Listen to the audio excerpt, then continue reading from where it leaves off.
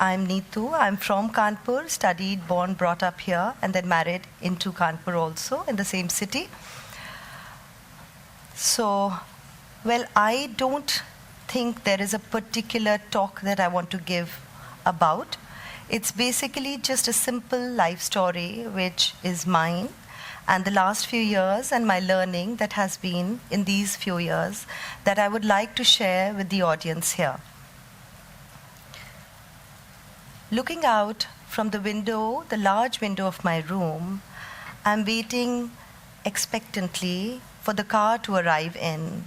And I see the door open, the main gate, and my husband in his small Maruti car at that point of time comes in. His face is beaming with pride, and I see a sense of relief within me. He signs the sign of "Be victorious" to me. Oh my God, this is unbelievable for me. I had just cleared my CA exams, and oh my, what a relief, I can't tell you. This was not just an ordinary exam that I had cleared. No, not that it was a CA exam and so a little more professional and definitely a lot more hard work. But this was a victory for my conviction. I was just 16 when we met. 16, 17, I think around that time when we met.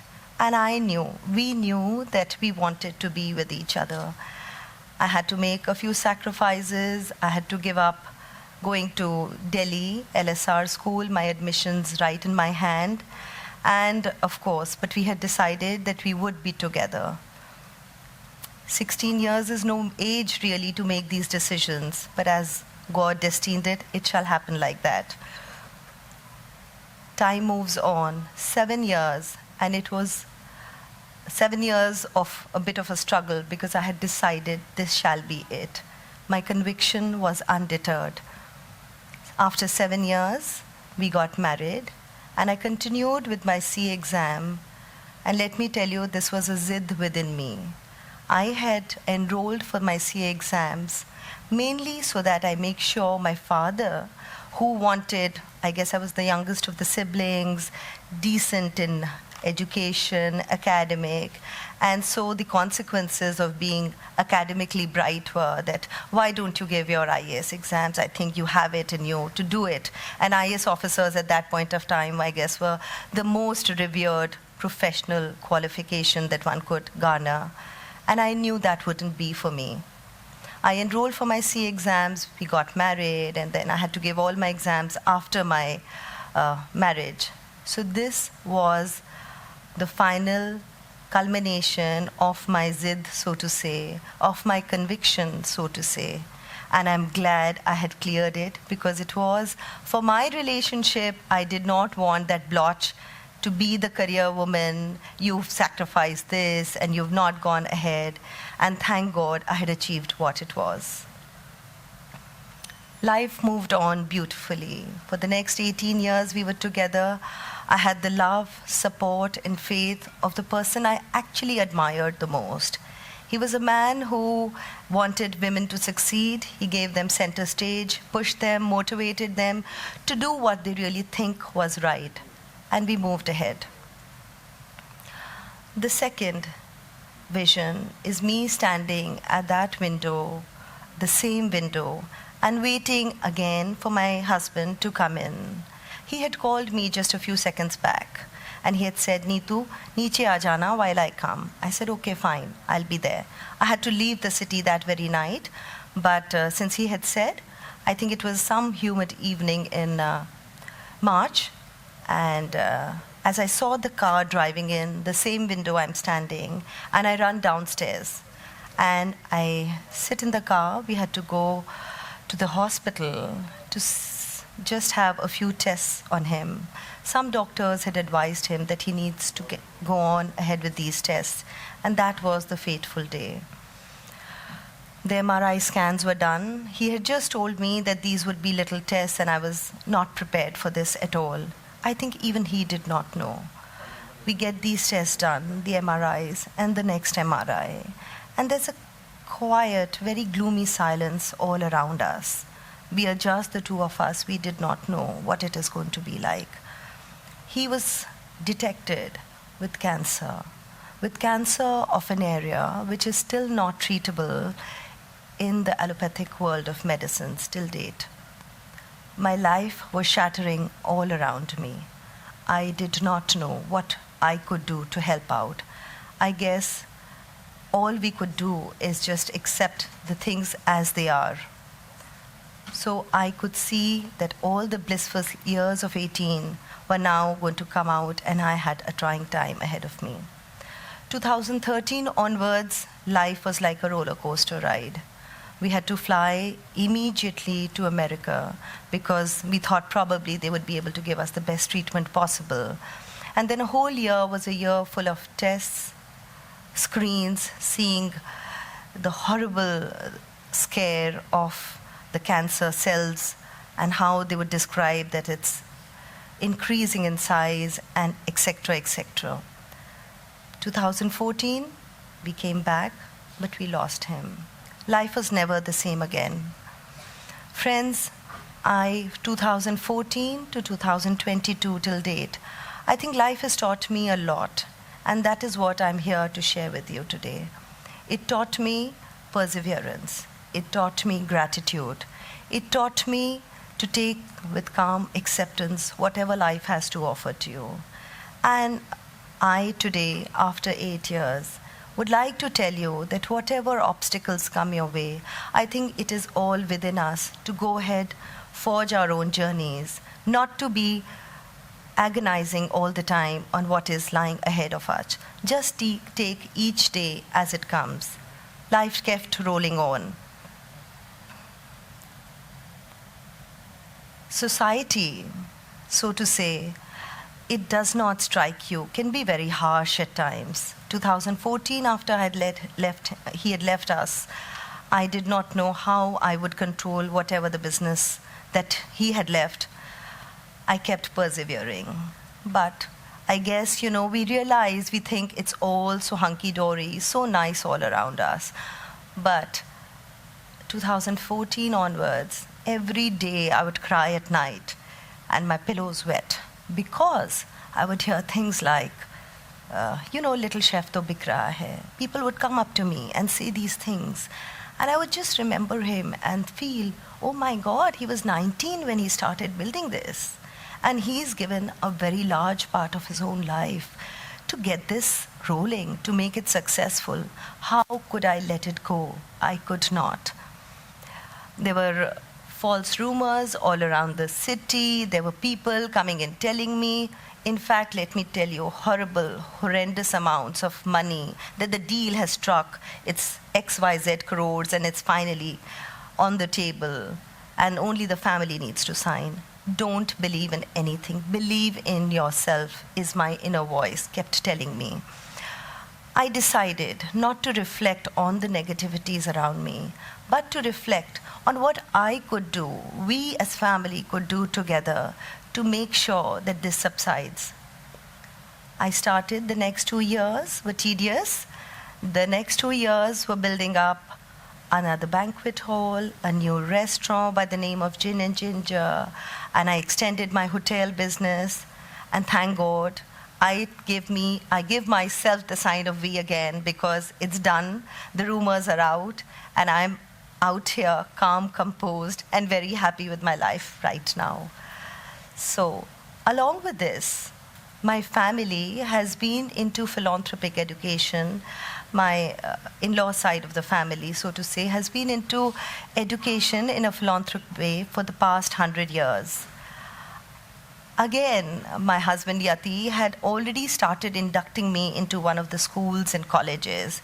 And I would fight with him at times, yaar ab ye nahi karna hai, this is too much, ye menu bhi karo, or CA bhi kar lo, or ab school bhi kara lo. But he would very gently just tell me, no, just sit around, it's going to be okay, you'll just hear a few things. Little did I know that all that education which I had garnered just by hearing talks would help me later on so much in my life. He had studied in the very same school, and I guess again that was a matter of concern for me to make sure that the school does not suffer.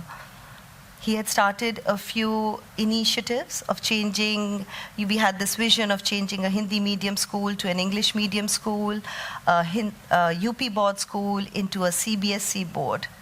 And he'd left me midway. It came upon me and 2-3 other members of the managing committee to really take up this challenge. Friends, again, in this society, being a woman, you're cajoled, you're loved, but you're also judged. And you're judged terribly. So people do not think women can really take charge so easily. And along with that, I think my education of a convent education, my speaking in English, probably at that point of time not knowing Hindi so well, was a big, big disadvantage. I would go to the school every day. My little chef enterprise was, of course, we were moving ahead in that. But at the same time, I knew that I had to make it work. I kept going to the school every day. There were problems galore because the old teachers had their own insecurities. क्या हमको निकाल दिया जाएगा अब तो ये CBSE school हो गया है. अरे ये तो इंग्लिश मीडियम से पढ़ी हैं, ये प्रार्थना करा पाएंगी या नहीं करा पाएंगी. All these questions, I know I was being labeled every day, day in and out. And along with that, I had answerability to all the people who were looking up to me and supporting me. Well, happily, I would like to share with you that today, after 5-6 years of whatever work we could put in, the school is running on oil wheels. From 700 children to we have 2,600 children. We opened the school for girl child because that was something I deliberately wanted to happen. I had seen the problems associated with not educating the girl child. And at that time, the school was just catering to the boys. School was open. We have a lot of female teachers now. They are my family. They are my support system. They are my friends in need. So my family kept growing by and by. The school today is running beautifully. Thank God for that victory again. We have been managing other institutions. Yati and me, we had adopted 32 tribal children. Together, we had built a home, our family, which the two of us, our children, Vasundhara, my elder one, was old enough to realize what we were trying to do. Adopting these children meant a lot of challenge of its own. They were tribal children. When they came to us, they were aged between, let's say, 3 to maybe the oldest one being 9 or 10 at that age bracket. We'd built a decently sized big home right next to the school. And we would spend every evening playing and educating these children and trying to see what best we could do. These children did not have any families. And the sad part was these children came from areas where medical problems came with them very naturally. I think the tuberculosis problem was rampant there. The life expectancy in that area, they say at that point of time, was something like 27, 28 years only. All these children were treated here. We spent our evenings there. They did not know what a home is. They had never seen a kitchen. They did not know what a restroom or a bathroom looks like. And so the first few months were months of ordeal. But things started settling down. We started teaching them every day. We had home tuitions for them. And these children, again, now I share with you. The eldest boy, Brijesh, got through MNIT, and he's an engineer now. The eldest daughter, Sonam, did not want to study further, and so we taught her computers and printing and typewriting and all those. Today, she is my most trusted lieutenant at the school. She is actually managing the whole examination department in the school. What a love of my life she is. Apart from there was a child, Sadhanjay. He was very good with football. When he came in, he himself struggled with a month on ventilators. People had lost hope. Doctors had lost hope. And he survived. He survived, and in that very year, he got books in where, we'd made him stay. There were people looking after this child, Sadhanjay, and he survived. and he came 5th in his class, and then the next term he came 1st in his class. Today he is studying at the Delhi University, and these actually are people, children, I feel, have learned something from all this environment around them and helped me out in very many philanthropic things that I like to do now. I opened the Yati Sankalp Sansthan, the trust, another NGO. We had some of them already in the house, but I think some of these visions were my husband's, and I felt convinced that I need to carry this forward, this legacy forward which I had received. We run a school which is in a village area for around 300 children who actually are imparted non-fee education. Now I'm trying to build a skill development center for them so that this problem in the society where they're getting degrees but not getting work can somehow be patched. Some of my friends are helping me out. Thank you so much for that help. Various facets in my life I kept reflecting, and today I share with you some of these facets. In the last 8 years, 9 years, have been trying times. There have been very, very many days when I felt I cannot take it anymore. I'm being judged far too often. I'm answerable to far too many people. I'm talking very honestly to you, and I'm talking from my heart. But soon I realized, I think all that turbulence, all that answerability, all that questioning actually keeps on making you into a stronger and stronger person, and you emerge from these situations, and you learn to love life with whatever is handed down to you on a platter, with a lot of graciousness, with a lot of happiness, with a lot of gratitude. I always felt that we have to have faith. We have to have faith in the Almighty. He has His scheme of things coming up, and we are nowhere in any position to judge that. Corona struck. Well, apart from that, I think all this demonetization thing, I was heading a business, and some of the things I would not even know, my God, demonetization, and then the GST, and now finally the Corona had struck. We had to shut our businesses, so for a lot of people, or most of the people around us, some of my cooks said, Bhabhi, hum ghar nahi jana chahte hain, I want to be here only. We said, fine, let's do it. After a few days, I realized they were empty. I didn't have that kind of work schedule right now. Why not let's start some food distribution work? They were very happy to do it. We started doing this food distribution work in Corona times. There's this particular day I remember, I was walking in our lawn in the house, and my manager calls me and he says, Bhabhi, ye kaam bahut badhta ja raha hai. This is going on, extending, and the way we are consuming some of the consumables. And he said specifically potatoes.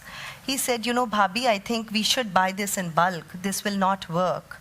So I said, fine, let's do it. We'll think about, how to do it in those times. The second question at that very point of time that he put was, and Bhabhi, hum logon ko, the suppliers for like the wheat and XYZ, they will need checks. So these 2 points had come up to me at that very point of time.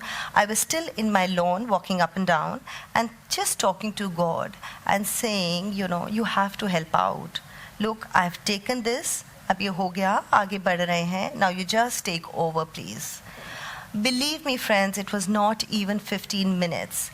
And I get this call from a friend of mine. We hardly talk on the phone. I'm not a very phone buzzy person. I have, I guess, my own things to do, and I'm not so good at that also. Anyway, she called, and she says, Neetu, my husband, Amrish wants to talk to you. I said, sure. I thought maybe, he had some work, Corona stuff on very many people. He must be needing something. And he tells me, Neetu, I've heard you're doing this work through your organization, the Yati Sankalp. And, I have this acquaintance who wants to give potatoes. Do you have any role for them? I say, yes. Can you please ask him if he can give us at subsidized rates? This will be so helpful. I was just looking for it. So he says, no, Bhabhi, he wants to donate it. I was talking of maybe like a X 100 kgs of potatoes, and I'm handed over like 1,000 kg of potatoes. It was like a whole truck full. I had another venture distributing it to various areas of the city as potatoes also, apart from the sabzis that we were making. So this is how God helps. I was still in my lawn, walking up and down, and the next minute, my father-in-law comes up to the portico and he says, Beta, there's a phone call for you. Just very recently, I had, as a chief guest, gone for a program. And the program, the people, of course, you make a relationship. So one of the people from that society, he wanted to talk to me. I came on the phone and he said, ma'am, we are not able to carry out many of our works right now. And I know you're doing this food distribution thing. We've just received a check with X amount. Can you please take this check and use it for your work? And I looked at God and I said, thank God, I know you're holding my hand. I know you're teaching me, you're testing me, you're trying me, but you're rewarding me in your own way. From that day on, I got more and more tuned to the universe around me. I know that He's there, He's looking after all of us, and we have to have faith. Touch wood, things are moving well. I'm enjoying this whole journey of my life. To 8 years later, I reflect on these things and I'm sharing. I'm standing here and sharing because I've received so much love, so much admiration, so much support from Kanpur, the people of Kanpur. It's been a beautiful life till now. I keep moving ahead, taking each day as it comes. I was just thinking, I have to be here at the TED Talk. What do I tell these people who are going to listen to me? My life has just been like a normal life. It's nothing extraordinary. What do I really tell them? That they take away something. I was listening to the other TED Talks, and up comes this lady talking who has actually lost her own daughter. And she was a resilient expert at one of the universities in America.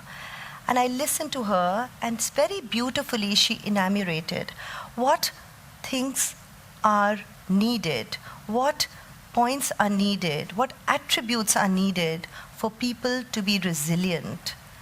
Very simply, she had put down 3 points, and I reflected on them for myself. The first, she said, resilient people, and I share those 3 teachings with you also. Resilient people know life will give them shit at times. These are her words, and I'm just copy-pasting it to you. So resilient people know that shit will be handed down to you. Life will not be as you always want it to be. It will never be a bed of roses all the time. So resilient people, they take this with a pinch of salt. Another point which he said, resilient people, they do not think so much. They think of swimming. So when you keep thinking and you have these negative thoughts, why me? I did no wrong. I kept saying that to myself for a long time. And thank God for that TED Talk. And there is no why me. We look at so much else being given to us. And then we say, why not me? He's testing me. He's trying me. And I have to turn out victorious. So, and the third point she said was that you have to gather all your positivity and move forward. Stop thinking about only the future and your past. Live in the present. All these things I felt was somehow being tuned to my life as also. I have stopped thinking about, what has happened in the last 8 years. I think of today. I think for a beautiful future ahead. I think of my daughters. By God's grace, they're doing well. Touch wood. Vasundhara, my elder one, got through a fabulous university. Again, I feel that's God's blessing. It's got nothing to do with me. It's got to do with her and her own destiny. My second one is also equally ambitious, and she's right here sitting in front of me. God has been very, very kind. This journey of resilience, of being stoic, of just knowing that it's a phase in one's life, but you know that God is holding your hand, has helped me become the person that I am. I value each moment. I value my family. I value my friends. I do not judge. People doing things a certain way is fine. It's their destiny. Let's stop judging people. I feel all of us have to travel our own journey. We have to make mistakes. We have to learn from those mistakes. All these children sitting at the back, they have their own journeys. They will continue to moderate, maneuver, move ahead. So are we. Just know in your heart that you can do it. Believe in yourself. Thank you so much for listening to me. Thank you, ma'am, for your encouraging words. I would like to just share these few words which I think are very apt here. रुकावटें आती हैं सफलता की राह में, ये कौन नहीं जानता, फिर भी मंजिल पा ही लेते हैं जो हार नहीं मानता. खुल जाएंगे सभी रास्ते, रुकावटों से लड़ तो सही, सब होगा हासिल, तू जिद पर अड़ तो सही. जिंदगी में कुछ पाना है तो खुद पर एतबार कर, सोच पक्की और कदमों में रफ्तार रख, बस खुद को आगे बढ़ने को तैयार रख. Thank you so much.